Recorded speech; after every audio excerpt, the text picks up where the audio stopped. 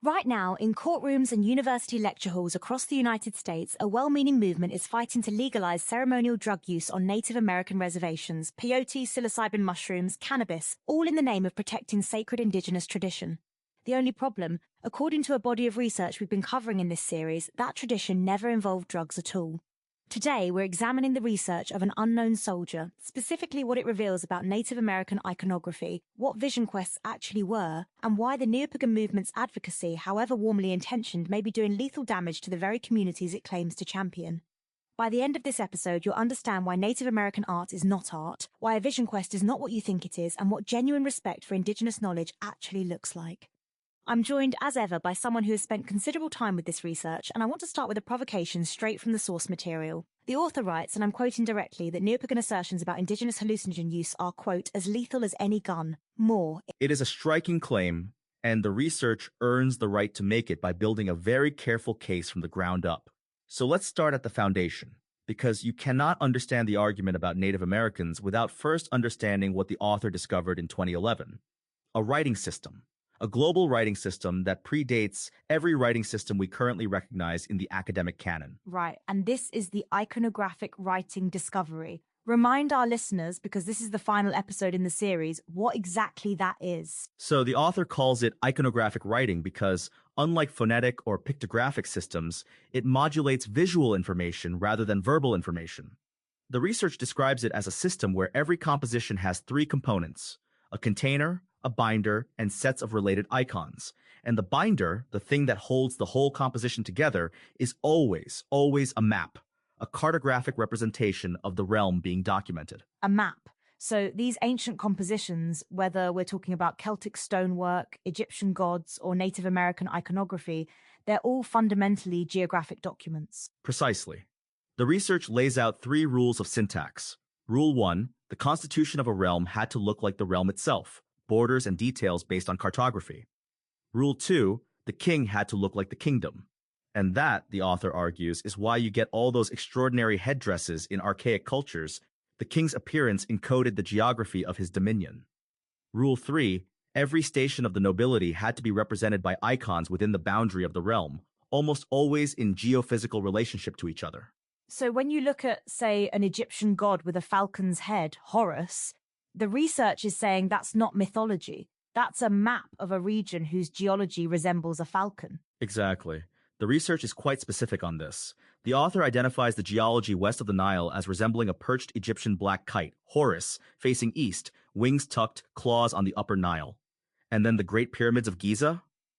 The research argues they are situated precisely on the nose of Horus in that geological formation, because in iconographic compositions, the nose was always the sovereign's mountain. Egypt had no natural mountain, so they built one. That is, every time I encounter that argument, it still stops me cold. But let's bring this to the Americas, because that's where this episode lives.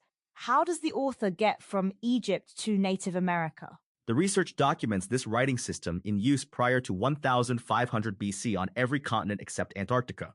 So the Americas are not an exception, they're a continuation. And the author is quite direct. All Native American iconography, not based on astronomy, was based on cartography, not art, not hallucination, cartography. And this is where the vision quest argument enters, isn't it? This is exactly where it enters. The neopagan movement, and the research is careful to distinguish between genuine indigenous belief and what it calls the neopagan interpretation of that belief. The neopagan movement points to vision quests, to the menagerie of creatures in Native American lore, to dream catchers, and argues these are all products of altered states of consciousness. Peyote, psilocybin, tobacco, cannabis, sacred hallucinogens facilitating spiritual visions. And that narrative has real policy consequences. The research mentions legislation being pushed to protect ceremonial substance use among Native Americans. Real and escalating consequences, yes. The research describes advocates arguing that legalizing drug cultivation and sales for Native Americans would merely extend existing licenses already granted to tribal governments for gambling and alcohol sales. The word reparations has even been invoked to make the case. And the research is unambiguous. It calls this the 21st century version of firewater and Heapum Wampum. That's a brutal comparison. Firewater being the deliberate flooding of alcohol into native communities in the 19th and 20th centuries, a policy that caused generational devastation. Brutal, but the research earns it, because the author's argument is that the mechanism is identical, an outside group imposing its interpretation of what Native Americans need, what Native Americans believe, what Native Americans are, and that imposition causing harm while being dressed up as liberation. The research says, and I think this is the sharpest line in the entire document, these primitive superstitions do not originate with indigenous people. They originate in accredited academia. Unpack that, because that's a genuinely counterintuitive claim. So the research's position is that academia has, for generations, looked at indigenous peoples and categorized them as tribal, shamans, chiefs, vision quests, primitive superstitions. That categorization was never accurate. It was a projection of academic ignorance onto cultures that were, in fact, running sophisticated kingdoms with documented constitutions encoded in iconography. And now neo-pagans come along and say, we're going to fight to protect indigenous tradition, but the tradition they're fighting to protect is the one academia invented, not the one indigenous peoples actually had.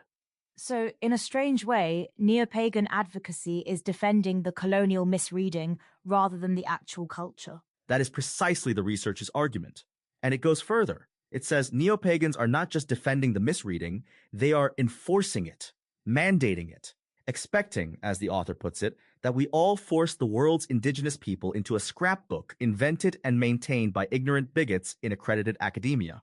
Now, I want to be fair here because I think a reasonable listener might push back and say, look, there is documented historical use of plant medicines in indigenous cultures. Tobacco, peyote, these are real.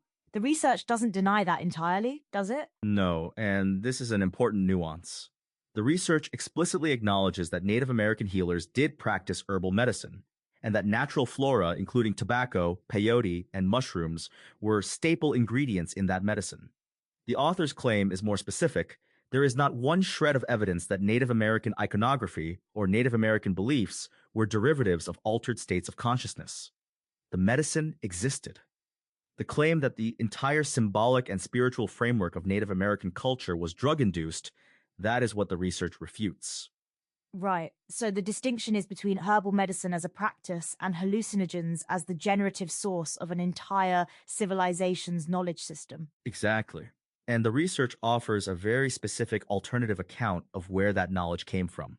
Let's talk about the vision quest, because this is where the argument becomes genuinely revelatory. Please, because I think most people, myself included before engaging with this research, picture a vision quest as a young man going into the wilderness, fasting, perhaps using plant medicine, and receiving a spiritual vision. That's the popular image. And the research says that image is a mistranslation. A negotiated mistranslation, actually.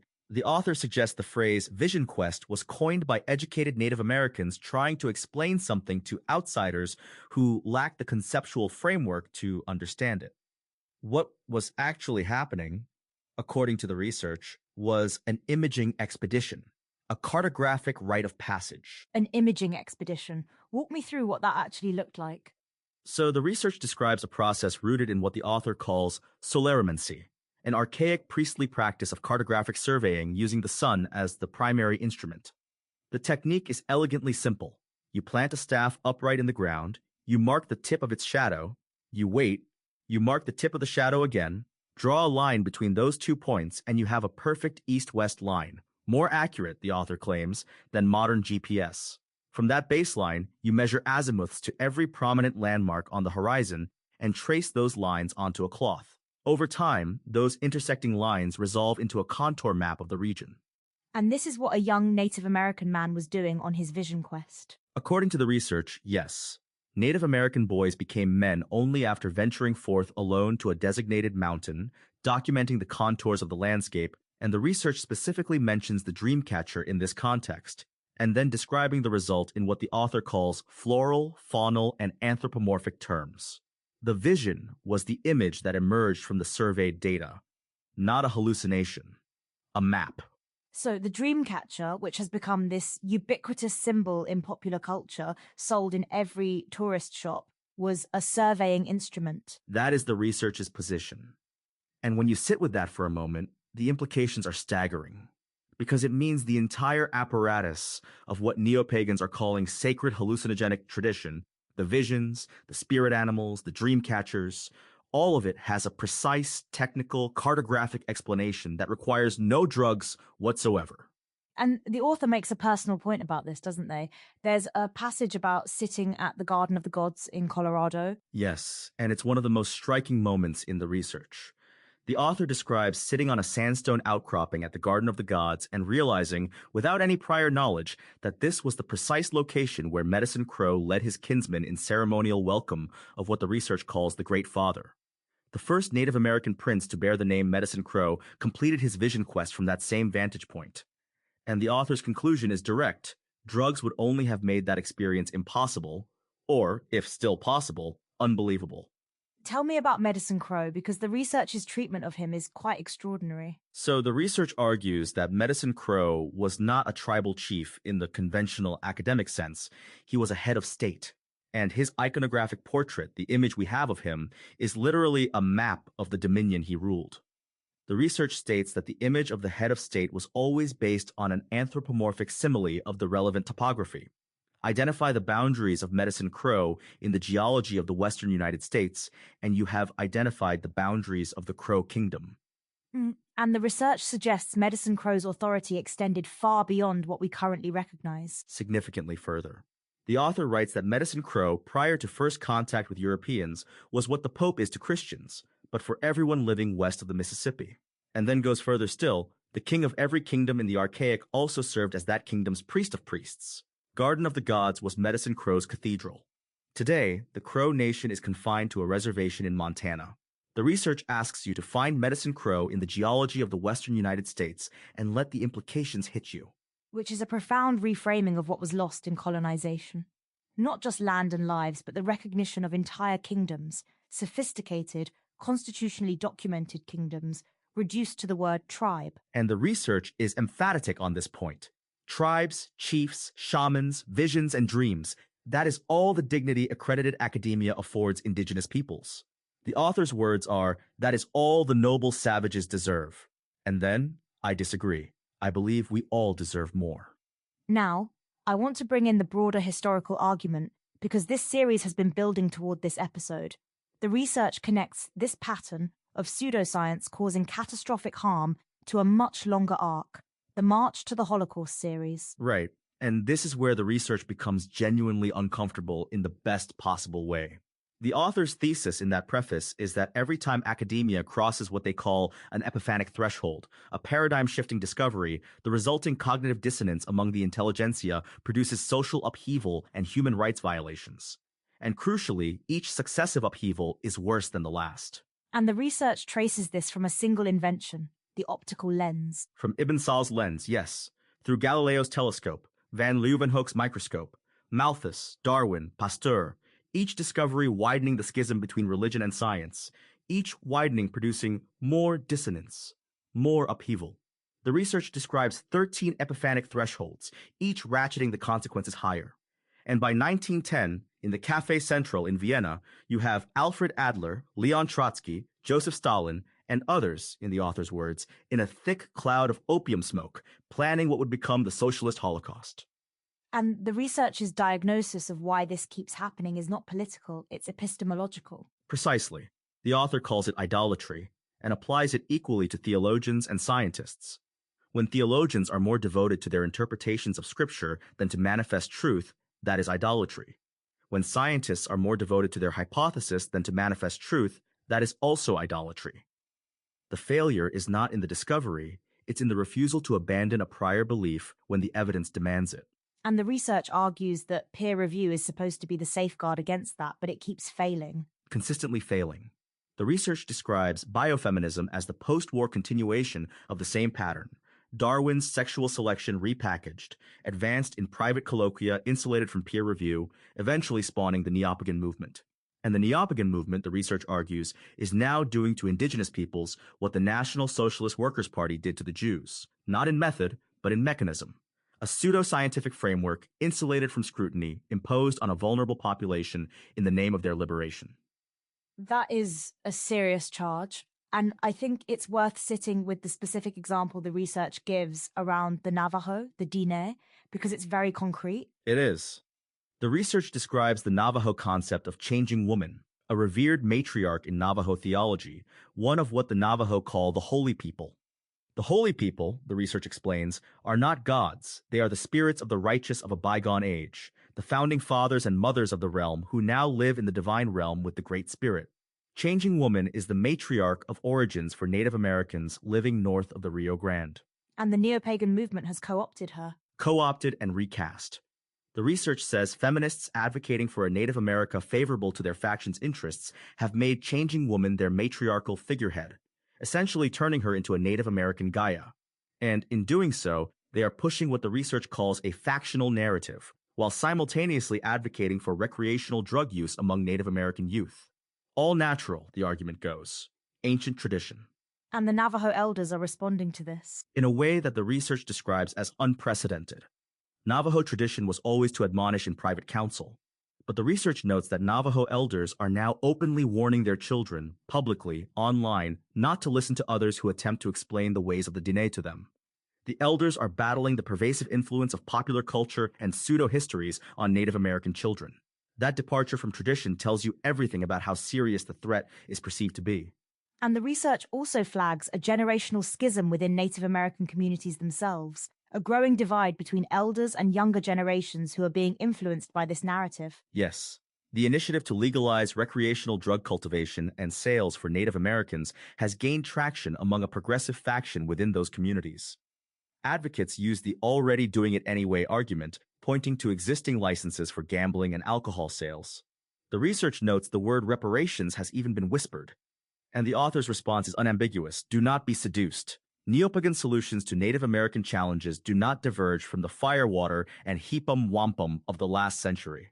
There's also a theological dimension here that I find fascinating, the Navajo concept of the coyote. This is remarkable. The research describes how Navajo theology, like Hindu theology with the Rakshasa, views the human spirit as contested ground. Every person wages an internal battle between the forces of good and evil within themselves.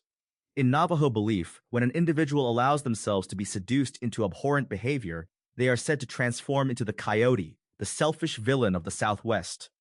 And the research notes that for understandable and perfectly legitimate reasons, anyone advocating for the licensed sale of recreational drugs on reservations is being called a coyote by Navajo elders. Which is the indigenous community using its own theological framework to name what is happening to it. Exactly. And the research draws a sharp rhetorical point from this. Whose religious rights are to be protected when the beliefs of an authentic indigenous group, with traditions ranging back many millennia before Christ, appear to conflict with those of a religion, neopaganism, that was only syncretized since World War II? That's a question that I think courts are genuinely going to have to answer. The research mentions courts of justice preparing to rule on this. And the author is not optimistic that they will rule correctly without the kind of evidence the research provides.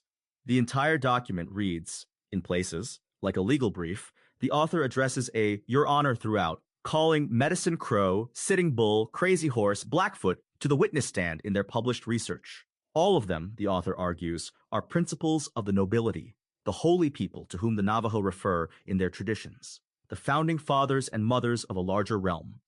I want to come back to something you said earlier about the researchers' claim that in nearly every corner of the archaic world, the same writing system documents belief in a divine maternal identified in lunar iconography, and that this refutes the assertion that indigenous peoples were worshipping the earth as the divine feminine. Yes, and this is where the research lands one of its most pointed conclusions.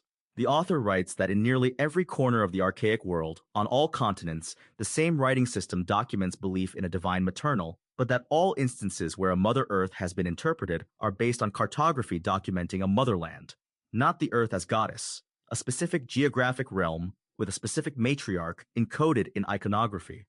The research even identifies what it calls Gaia, the Venus of Willendorf, as a map of a realm the author calls Greater Macedonia.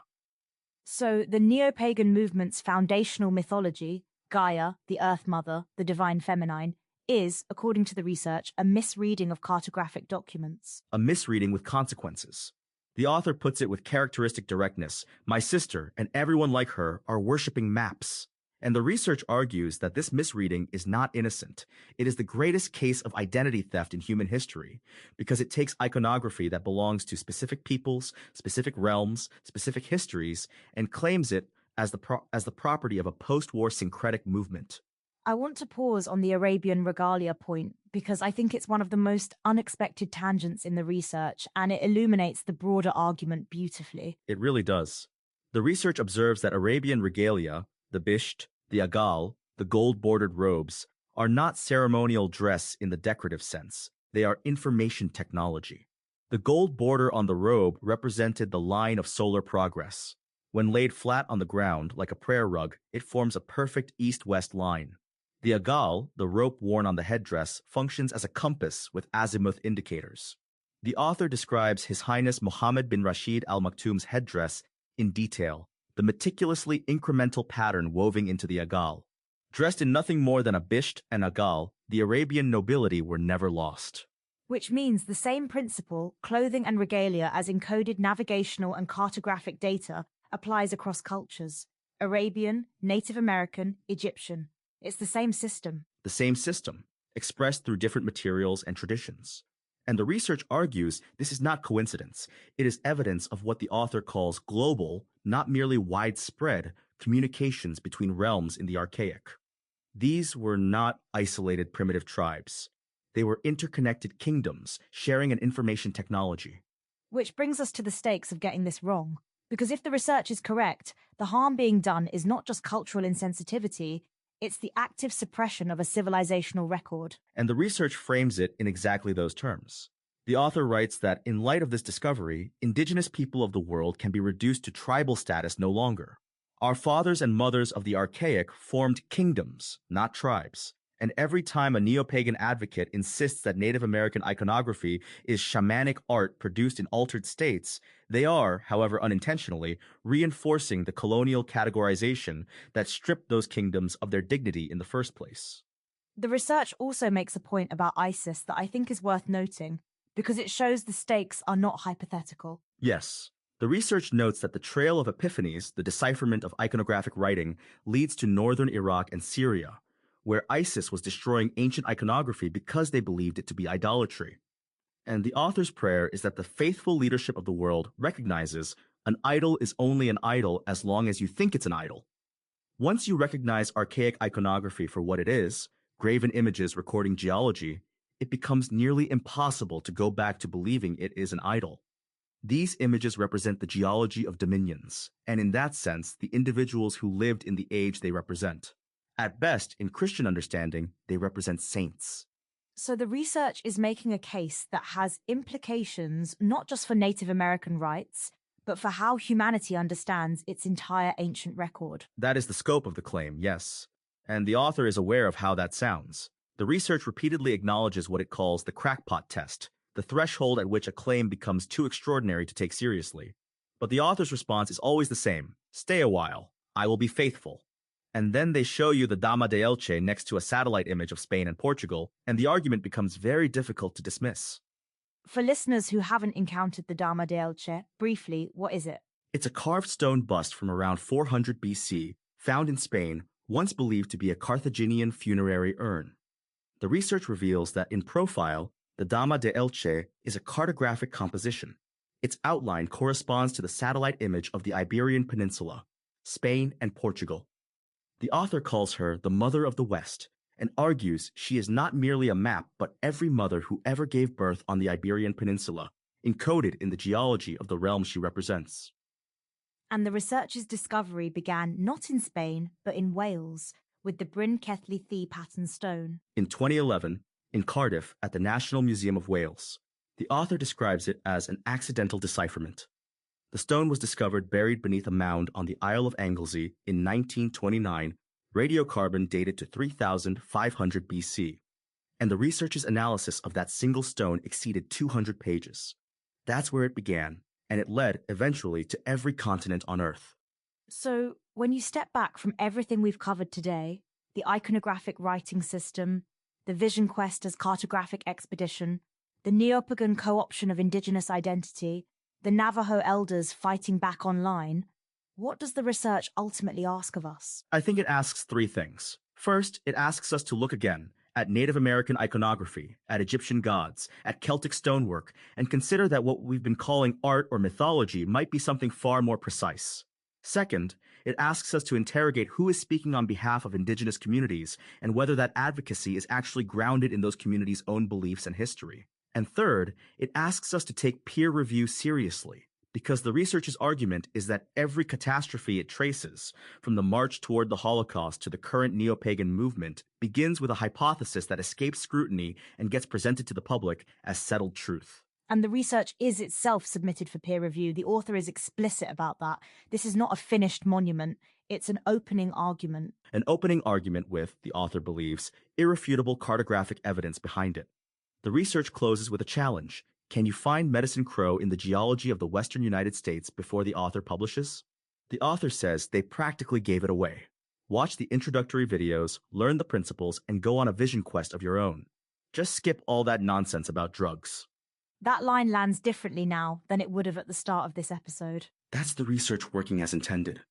The author is not dismissing the spiritual dimension of the vision quest. They're insistent on that.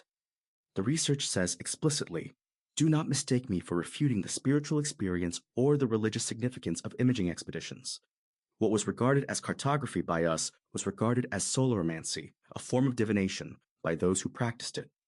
The sun was the exclusive instrument of God. The process was sacred. The research is not stripping the sacred out. It's restoring the sophistication that was stripped out by others. Here's what this really comes down to, I think. We began this episode with a movement that believes it is protecting indigenous people by fighting for their right to use sacred plant medicines. And the researcher's response is, the most dangerous thing you can do to a people is tell them who they are and get it completely wrong. Because once you've decided they are shamans having drug-induced visions, you've already decided they cannot be kings documenting kingdoms. You've already decided they cannot be surveyors encoding geography.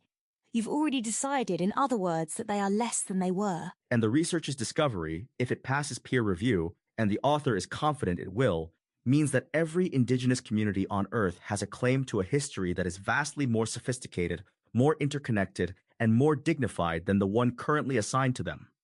That is not a small thing. That is a civilizational reckoning. The research ends with a line I keep returning to. The author writes, "The family of mankind is about to embark on a vision quest, not as neo-pagans suppose, but as the holy people of the Americas once required. It is going to be an enlightening experience, from which we will all form images we will personally cherish forever going forward. The family of mankind is destined to discover we are all the lost tribes of Earth."